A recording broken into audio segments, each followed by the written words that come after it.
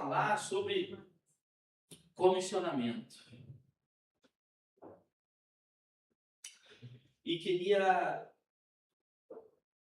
à luz da palavra de Deus, falar sobre por que somos comissionados. Não como uma pergunta, mas como uma afirmação. Por que que eu e você somos comissionados? Existe um porquê. Existe um porquê. E nós confundimos muito esse porquê e o fundamento do comissionamento fica um pouco torcido. Ok? Então, à luz da palavra de Deus, eu quero caminhar com vocês, rever e aprender junto da palavra de Deus, porque somos comissionados. Vou fazer uma exceção na exposição e depois nós vamos ler o texto, ok? Então, por que somos comissionados? Por quê? Qual o motivo real, o fundamento do porquê nós somos comissionados? Olha, nós somos comissionados porque Deus determinou na eternidade redimir os eleitos. Lá na eternidade, Deus determinou. E por que Deus determinou na eternidade redimir os eleitos? Por que Deus? Vamos fazer algumas perguntas para a Bíblia? Por que na eternidade Deus determinou redimir eleitos? Por que na eternidade Ele resolveu salvar uma parte da humanidade caída e merecedora do inferno eternamente? Por que uma parte Ele resolveu salvar e outra não? A resposta a essas perguntas é o ponto central, e é maravilhoso esse ponto, de todo o plano da criação e da salvação. Fica comigo, me acompanhe aqui. Eu espero que você se maravilhe, como eu me maravilho e como Paulo se maravilhou. Paulo, ao compreender esse mistério, exaltou a sabedoria de Deus. Paulo, quando caiu a ficha do mistério da salvação revelado em Cristo, ele escreveu em Romanos 11:33, não precisa abrir para nos acelerar, que já são 20 para meio-dia. Em Romanos 11:33, você aponta aí para você ler depois. Quando caiu a ficha, ele descobriu o mistério da salvação em Cristo Jesus. Ele falou assim: ó profundidade da riqueza, da sabedoria e do conhecimento de Deus! Quão insondáveis são os seus juízos e inescrutáveis os seus caminhos! Quem conheceu a mente do Senhor? Ou quem foi o seu conselheiro? Quem primeiro lhe deu para que ele o recompensasse? Pois dele, por ele e para ele são todas as coisas.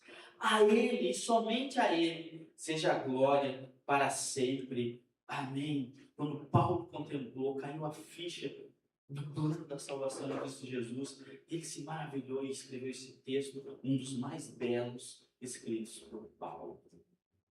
Mas eu respondo essa pergunta dizendo que certamente não foi por mim e não foi por você.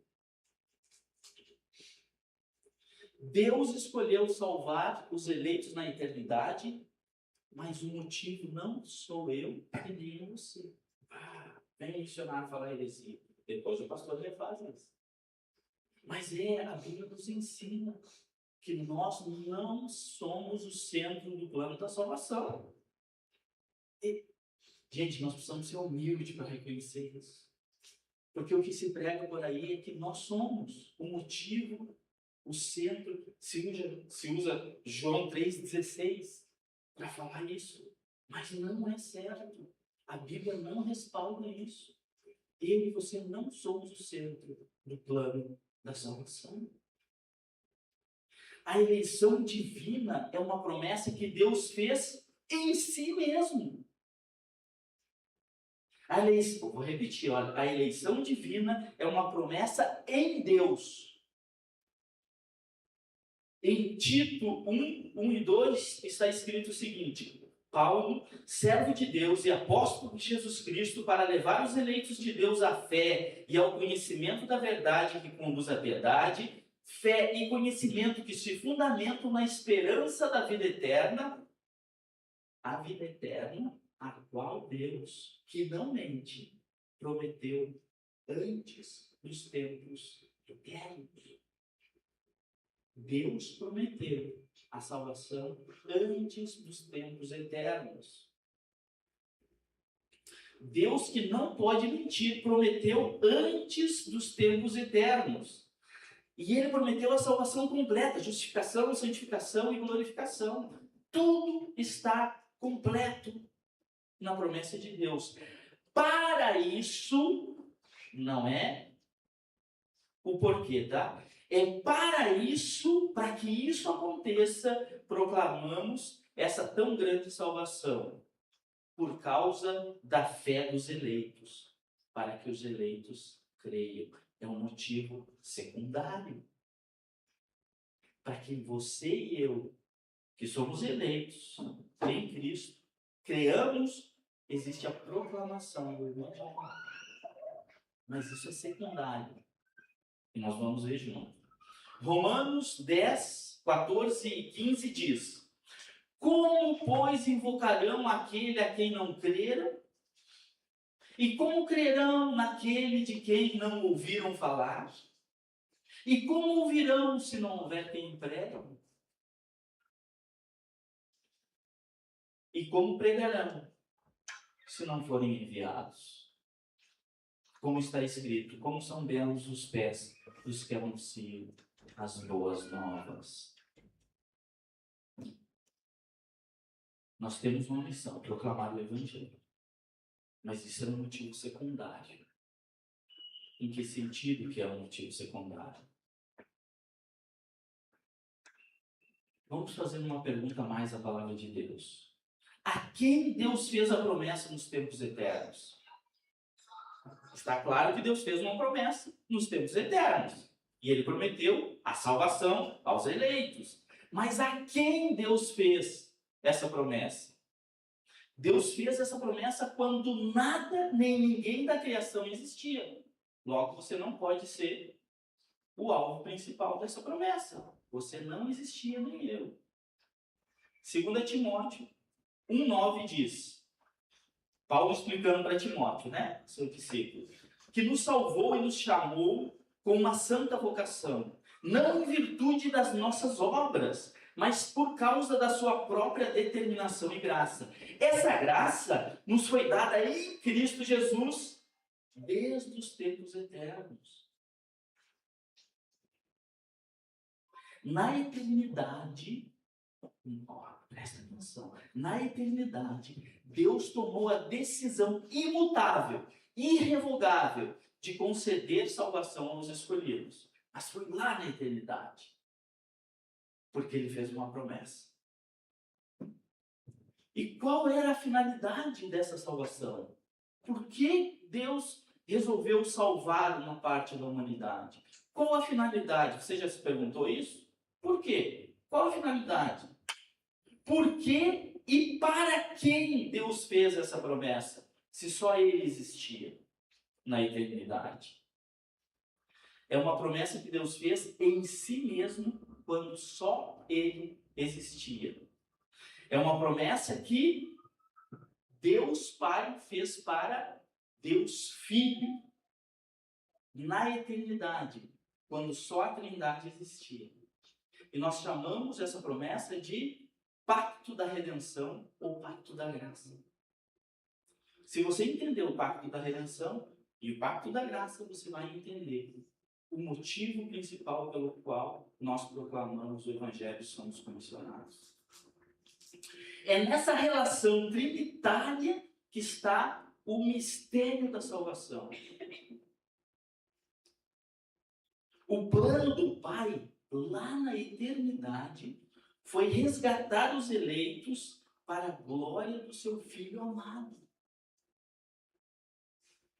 Começa a aparecer agora que nós não somos o centro do plano da salvação. Então, qual que é o centro do plano da salvação? A glória do seu Filho amado. 2 Timóteo 4,18 diz, Paulo explicando, né, para Timóteo. O Senhor me livrará de toda obra maligna e me levará salvo para o seu reino celestial. A Ele seja glória para todo sempre. Amém. Perseverança dos santos. Por que nós perseveramos na salvação? Porque Deus prometeu, o Pai prometeu ao Filho a salvação. Nós não perseveramos na salvação por conta própria. Nós perseveramos porque existe uma promessa na eternidade. Houve um tempo na eternidade, se é que se pode falar assim, houve um tempo na eternidade passada, é estranho falar eternidade passada, mas é a língua portuguesa e assim nós entendemos. Houve um tempo na eternidade passada que Deus Pai desejou expressar seu perfeito e incompreensível amor pelo Filho. Deus desejou expressar o seu amor pelo Filho. O Pai quis dar um dom, um presente ao Filho, uma humanidade redimida, santa, para glorificar o Filho eternamente como expressão do amor do Pai. Olha, eu já escutei por aí as pessoas tentarem explicar o pacto da redenção e da salvação num transbordamento de amor. Como se o amor entre eles era tão grande que transbordava, como se a Trindade fosse um recipiente e transbordasse para fora da Trindade o amor. Ora, mas nada existe fora da Trindade. O que existe é um pacto entre a Trindade. E por isso o plano da salvação. É a expressão do amor eterno do Pai pelo Filho. E como o Pai ama o Filho? Honrando o Filho. Esse é o amor que nós temos que ter uns pelos outros. O amor se manifesta em honra, porque o fundamento do amor é a Trindade. Então, quando eu não honro o meu irmão, eu não manifesto o amor verdadeiro. Vocês estão me acompanhando? Sim? Ok? O Pai quis dar um dom, um presente ao Filho, uma humanidade redimida, santa, para glorificar o Filho eternamente, como expressão do seu amor pelo Filho. Então, o Pai ama o Filho e quer honrar o Filho. E daí nasce o plano da salvação. E por que o Pai não deu os anjos santos ao Filho, que já estava tudo pronto? Pois claro, ele deu também. Ele deu ao Filho todas as coisas. Submeteu ao Filho todas as coisas.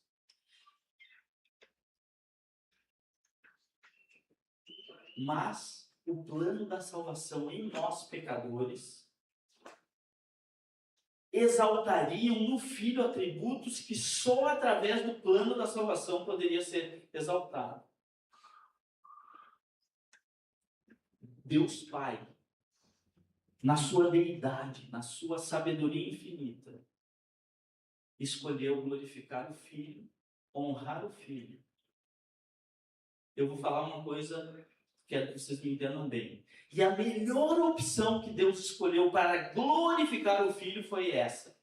Como se tivesse outras opções, em Deus não havia outras opções. Porque o plano de Deus é perfeito. Ele não está escolhendo fora dele várias opções. Essa vai ser boa, essa não vai ser boa. Não! O plano é único e perfeito. E o plano da salvação existe para glorificar o Filho.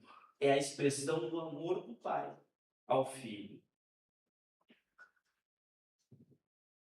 E o que isso glorifica no Filho, então?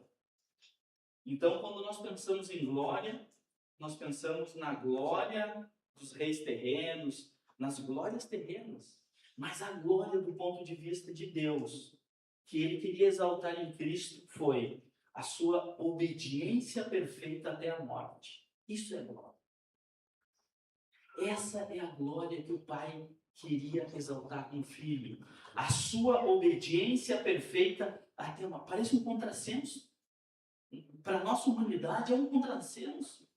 Ora, eu quero glorificar o Filho. Então eu dou para ele uma humanidade e ele vai passar por um processo que ele vai obedecer ao Pai até a morte. Na maior e mais profunda humilhação, até a morte de cruz. Na maior e mais profunda condescendência, de esvaziar-se a si mesmo. E isso vai glorificar o Filho. É isso que glorifica o Filho. Como o Filho, por amor ao Pai, faz qualquer coisa que o pai lhe peça. Isso é amor. Como esse amor entre eles é maravilhoso. É quase que incompreensível. A condescendência de Cristo, o sacrifício de Cristo, a cruz de Cristo, mas a vitória de Cristo. Essa é a glória de Cristo. O presente, o dom do Pai para o Filho, é uma humanidade redimida que não merece, que não tem méritos, mas é beneficiária de tudo que Cristo faria e fez. Nós somos apenas beneficiários. Salvos somente pela graça caríssima. Tudo por causa do amor do Pai ao Filho e do amor do Filho ao Pai. Isso mostra a grandeza de Cristo sobre tudo e sobre todos. Mostra a sua glória, seu poder, sua sujeição e humildade. A glória da graça de Cristo, refletida no plano da salvação.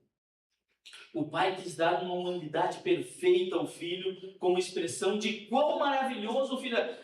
A tua perfeição sendo aperfeiçoada na tua vida terrena, vai chegar à glorificação e ela só vai existir, ela só existe por um motivo: a glória de Cristo.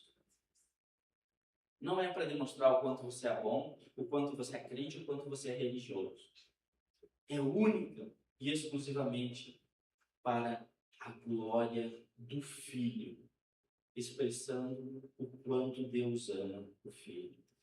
João 6,37 diz: todo aquele que o Pai me der virá a mim, e quem vier a mim, eu jamais rejeitarei. Essa é a nossa segurança, irmãos. Nós somos o presente do Pai para o Filho. E nós somos cuidados pelo Filho para a glória de Deus Pai. Nada de nós. Absolutamente nada. Nós só atrapalhamos. Nós só entramos com o pecado, com a rebeldia, com a imperfeição, com a ofensa. Essa é a nossa parte. Não se creia bom. Não se creia bom. Quanto mais você conhece a Deus, se a tua teologia é saudável, quanto mais teologia, mais humildade. Porque diante da teologia, do estudo de quem é Deus, olha o homem estudando quem é Deus, na revelação que ele quis ali revelar-se. Quanto mais você conhece a santidade de Deus, mais pecador você se vê. Uma teologia não pode te fazer orgulhoso.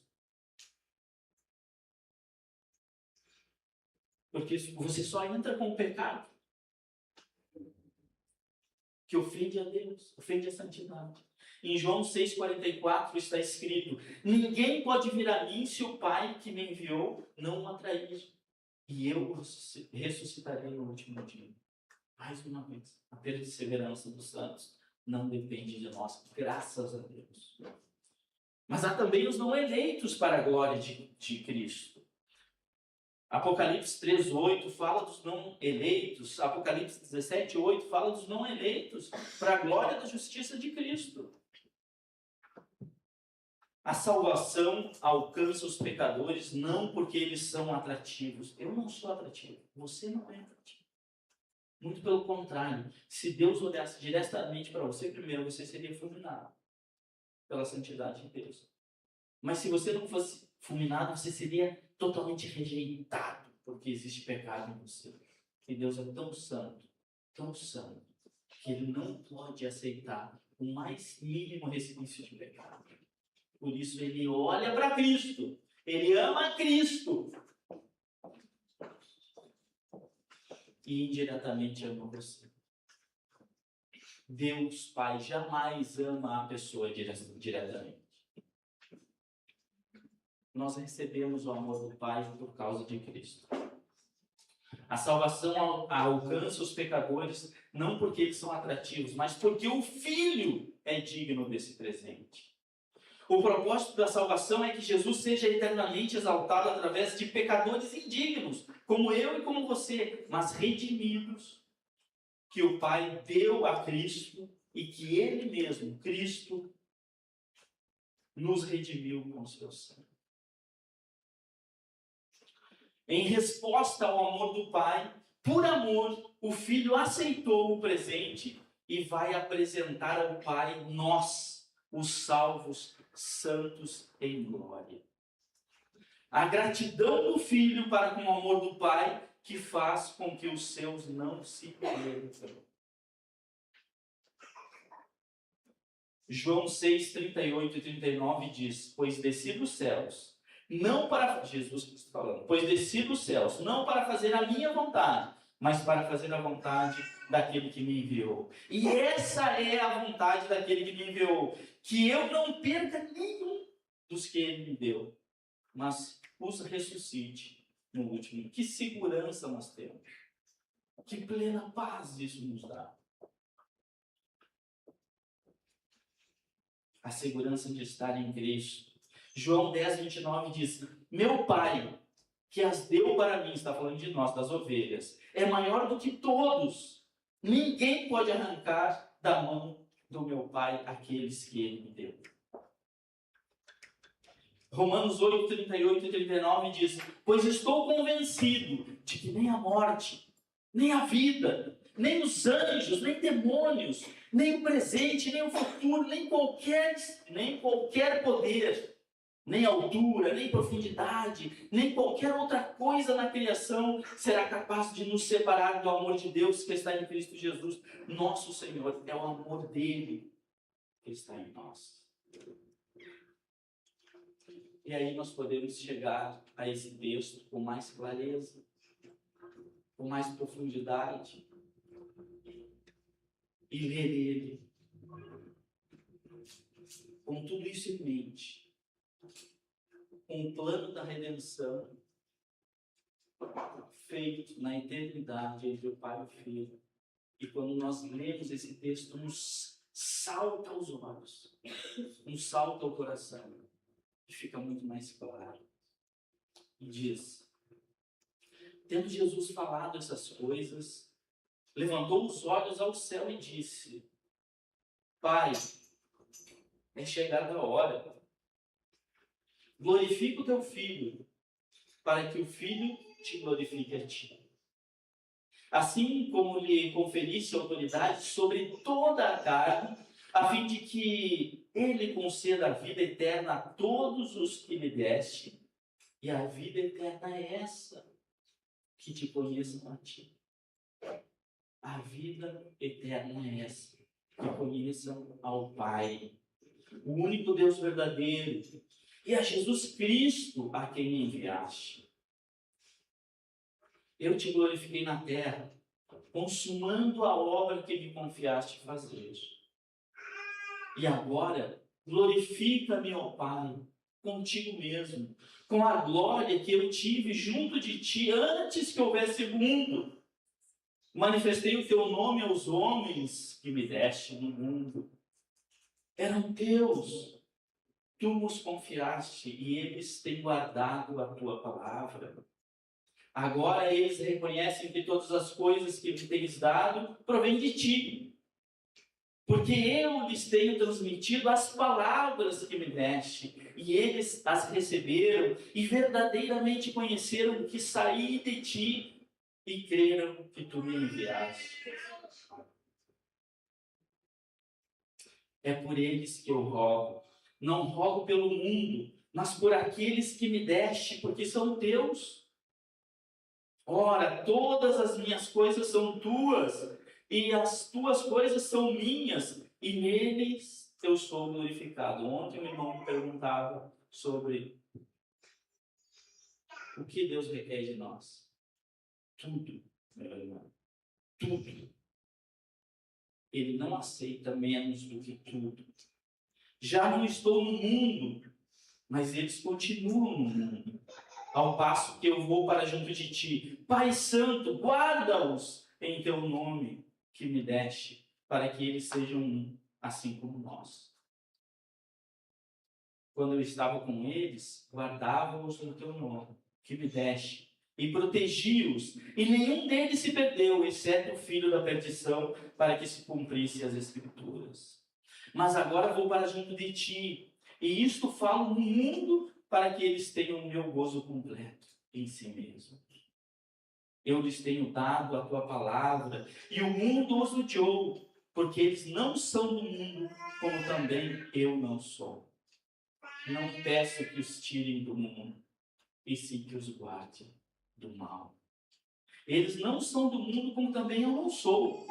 Santifica-os na verdade. A tua palavra é a verdade. Assim como tu me enviaste ao mundo, também eu os enviei ao mundo. E a favor deles eu me santifico a mim mesmo, para que eles também sejam santificados na verdade. Não rogo somente por esses, mas também por aqueles que vierem a crer em mim, por intermédio da sua palavra, a fim de que todos sejam um. E como és tu, ó Pai, em mim, eu em ti, também sejam eles em nós, para que o mundo creia que tu me enviaste. Existem duas formas do mundo crer que a igreja é enviada de Cristo. Primeiro é a palavra. E segundo é ser um.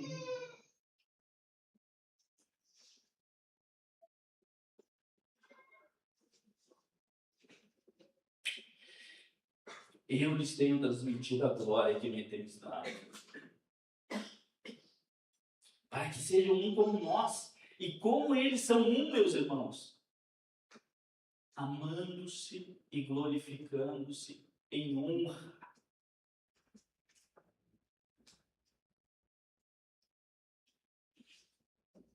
Quando você olha para o seu irmão, você é um como o pai e o filho são.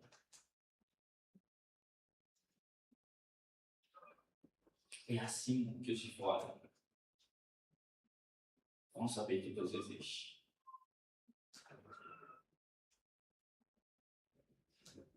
Eu lhes tenho transmitido a glória que me tens dado, para que sejam um. Tem glória nisso, ser um como o pai e o filho. Tem glória nisso, irmãos. Nós temos que entender isso. Nos temos em honra uns aos outros. Eu neles e tu em mim, a fim de que sejam aperfeiçoados na unidade, para que o mundo conheça que tu me enviaste e os amaste, como também amaste a mim.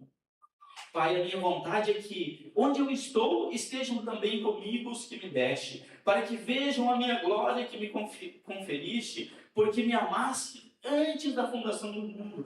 Pai justo, o mundo não te conhece, eu, porém, te conheci. E também estes compreenderam que tu me enviaste. Eu lhes fiz conhecer o teu nome e ainda o farei conhecer, a fim de que o amor com que me amaste, em glória, em honra,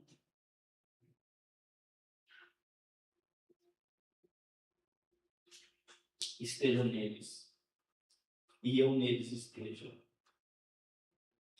Todo o plano eterno está firmado na promessa do Pai para o Filho, para a sua glória. A igreja é esse presente para o Filho. Nós somos o presente do Pai para o Filho. Todas as coisas são resultado da relação que há na Trindade. Romanos 8, 29 e 30 diz: pois aqueles que de antemão conheceu, também os predestinou para serem conformes à imagem do seu Filho, a fim de que ele seja o primogênito entre muitos irmãos. E aos que predestinou também chamou, e aos que chamou também justificou, e aos que justificou também glorificou. A salvação perfeita nas mãos de Cristo. Fomos predestinados para a justificação, santificação e glorificação para a glória de Cristo, para sermos conforme a imagem de Cristo. Nós somos a imagem de Cristo para o mundo. O mundo vai conhecer a Cristo quando proclamamos o Evangelho e quando nos amemos como o Pai e o Filho se amam. Filipenses 3, 20 e 21 diz: a nossa cidadania, porém, está nos céus, de onde esperamos ansiosamente o Salvador, o Senhor Jesus Cristo, pelo poder que o capacita a colocar todas as coisas debaixo do seu domínio. Ele transformará os nossos corpos humilhados, tornando-os semelhantes ao seu corpo glorioso. A resposta de gratidão do Filho ao Pai é isso: a remissão de pecadores sem mérito algum. O motivo de Jesus suportar tudo até o fim é por amor ao Pai, não é por amor a você. Você não é o centro do plano da salvação. Você é o resultado desse amor. Todo o plano eterno é um presente do Pai para glorificar o Filho. 1 Coríntios 15, 25 e 28 diz: pois é necessário que ele reine até que todos os seus inimigos sejam postos debaixo dos seus pés. O último inimigo a ser destruído é a morte, porque ele tudo sujeitou debaixo dos seus pés. Ora, quando se diz que tudo lhe foi sujeito, fica claro que isso não inclui o próprio Deus, que tudo submeteu a Cristo. Quando, porém, tudo lhe estiver sujeito, então o próprio Filho se sujeitará àquele que todas as coisas lhe sujeitou, a fim de que Deus seja tudo em todos. Que cena maravilhosa vai ser essa ainda. Que cena maravilhosa. Quando Cristo apresentar a igreja gloriosa, santa, redimida a Deus como resultado do seu amor. Essa é a resposta amorosa e obediente do Filho para o Pai. 1 Coríntios 15, 28. Quando, porém, tudo lhe estiver sujeito, então o próprio Filho se sujeitará àquele que todas as coisas lhe sujeitou, a fim de que Deus seja tudo em todos. A fim de que Deus seja tudo em todos. A doutrina da eleição é o cerne da salvação bíblica e nos faz entender por que somos comissionados a proclamar o Evangelho. Essa é a resposta. Se você está se fundamentando em outro motivo, você está errado. O motivo pelo qual nós proclamamos o Evangelho é porque o Pai ama o Filho e o Filho ama o Pai. E todas as coisas são para a glória desse amor. Então, porque somos comissionados a proclamar o Evangelho, se você entende o plano eterno da redenção, você entende porque somos. Nosso motivo não é antropológico, nosso motivo não são as pessoas. Isso tira dos nossos ombros uma responsabilidade de salvação. Muita gente pensa que carrega a responsabilidade da salvação. Irmão, tira isso da cabeça, pelo amor de Deus. Você carrega o amor de Cristo. Se você não faz isso por amor e pela glória de Cristo, o motivo está errado. Porque somos comissionados a proclamar o Evangelho por amor. Porque existe a igreja, porque a igreja é preciosa, é por amor, porque um dia Cristo vai apresentar você ao Pai glorificado. Não depende de você. Porque vamos para a eternidade com Deus sem merecermos, é por isso, porque nós somos a igreja, o presente que Deus deu ao Filho, e o Filho nos sustenta. Nós entendemos porque existe o inferno, que também é a manifestação da glória de Cristo. E muitas outras coisas. Filipenses 2, 5, 11 diz... Agora eu quero compartilhar com vocês 3 aplicações e termino. Diante desse cenário. Diante de tudo isso que nós vimos agora. Eu quero que vocês tenham em mente 3 aplicações, porque o Evangelho não é filosófico. O evangelho é prático. Você tem que sair daqui e praticá-lo. Para que um dia essa igreja seja cheia para a glória de Cristo. Não para a glória do teu trabalho, para a glória de Cristo. 3 aplicações. Filipenses 2, 5 e 11 diz: seja a atitude de vocês a mesma de Cristo Jesus, que embora sendo Deus, não considerou ser igual a Deus. O ser igual a Deus era algo que devia apegar-se, aferrar-se, mas esvaziou-se a si mesmo, vindo a ser servo, tornou-se semelhante aos homens. E sendo encontrado em forma humana, ainda homem, humilhou-se mais a si mesmo e foi obediente até a morte de cruz. Por isso Deus exaltou a mais alta posição e lhe deu o nome que está acima de todo nome, para que ao nome de Jesus se dobre todo o joelho, nos céus, na terra, debaixo da terra, e toda língua confesse que Jesus Cristo é o Senhor, para a glória de Deus Pai. Seja como Cristo, irmão. Você é um pequeno Cristo. Seja humilde. Seja humilde. Não existe humildade maior do que a de Cristo, e você é seguidor de Cristo. Seja humilde.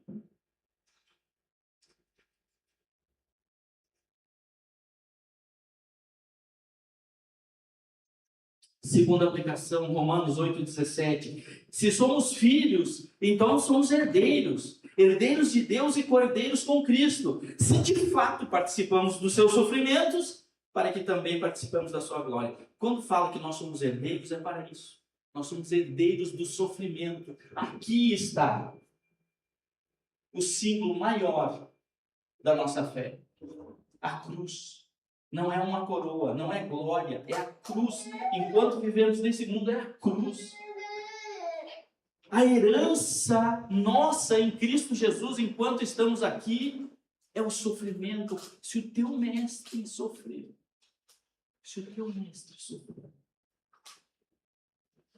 essa aplicação é: participe do sofrimento de Cristo para participar da sua obra. Não se esquive do sofrimento de Cristo. Não se esquive da vergonha de proclamar o Evangelho. Muitas situações são vergonhosas. Muito mais vergonha e humilhação passou o nosso Salvador. Quando eu falo que eu fui liberto de mim mesmo, que Deus me resgatou da minha idolatria, achando que a força do meu braço é que ia me levar adiante, e Deus me fez abrir mão do pouco que eu tinha construído durante muitos anos, de bens e de empresas e tal. É nada, irmão, é nada.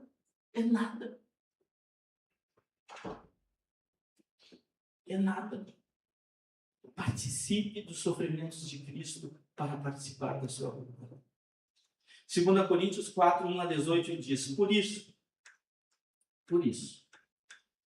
essa é a última aplicação, e termino aqui. Por isso, tendo esse ministério segundo a misericórdia que nos foi feita, não desfalecemos. Antes rejeitamos as coisas que por vergonha se ocultam, não andando com astúcias, nem com falsificação da palavra de Deus, e assim, nos recomendando a consciência de todo homem na presença de Deus, pela manifestação da verdade. Mas se ainda o nosso evangelho está encoberto, para os que se perdem está encoberto, nos quais o Deus desse século cegou o entendimento dos incrédulos, para que lhes não resplandeça a luz do evangelho da glória de Cristo, que é a imagem de Deus.